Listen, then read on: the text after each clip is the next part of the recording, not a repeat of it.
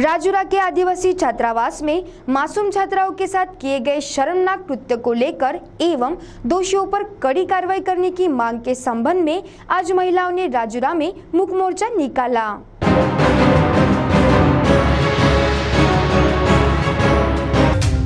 राजूरा के infant English school में हुई शर्मनाक घटना के संदर्भ में हर तरफ दोषियों पर कड़ी से कड़ी कार्रवाई करने के साथ माफी मांगी और वहीं आज चक्का जाम आंदोलन भी किया गया। शहर में विभिन्न सामाजिक संगठनों द्वारा पत्र परिचय देकर दोषियों पर कार्रवाई की मांग करती जा रही है। वहीं राजूरा में बड़ी संख्या में महिलाएं सड़कों पर उतरी एवं मुख मोर्चा निकाला।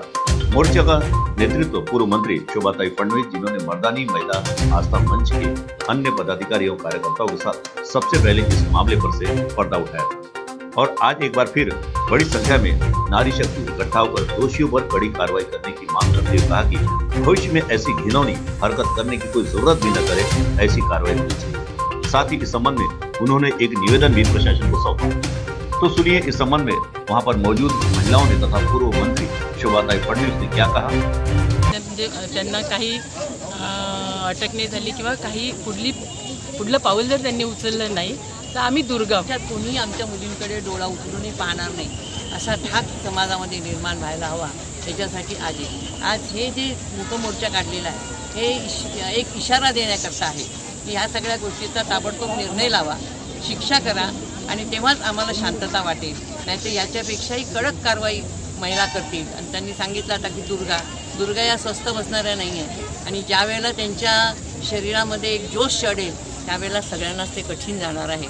त्यामुळे ताबडतोब आणि एक गोष्ट मला सांगावीशी वाटते की यांनी ज्या पद्धतीने पोलिसवाल्यांनी पाऊल उचललेलं आहे आजच्या घडीला ते योग्य आहे।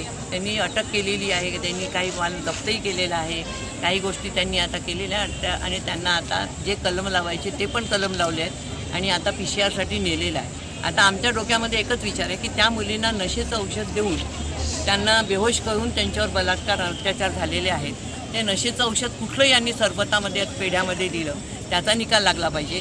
आणि दुसरं म्हणजे हे एका माणसाचं काम नाही आहे, अधीक्षक किंवा हॉस्टेलवाले हे नोकर आहेत आणि ज्यांचे कोणाचे नोकर आहेत त्यांचा पाठिंबा असल्याशिवाय हे सर्वसाधारण सामान्य माणूस हे करू शकत नाही। त्यामुळे याची नीट चौकशी, सखोल चौकशी व्हावी ही आमची मागणी आहे। आणि दुसरी अत्यंत महत्त्वाची मागणी आहे की ज्या संस्थेमध्ये मुली सुरक्षित राहू शकत नाही त्या संस्थेचं रजिस्ट्रेशन ताबडतोब रद्द करावं ही आमची एक मागणी है। इस मुख मोर्चा में बड़ी संख्या में महिलाएं मौजूद। CTV के लिए हमारे विशेष संवाददाता कृष्ण।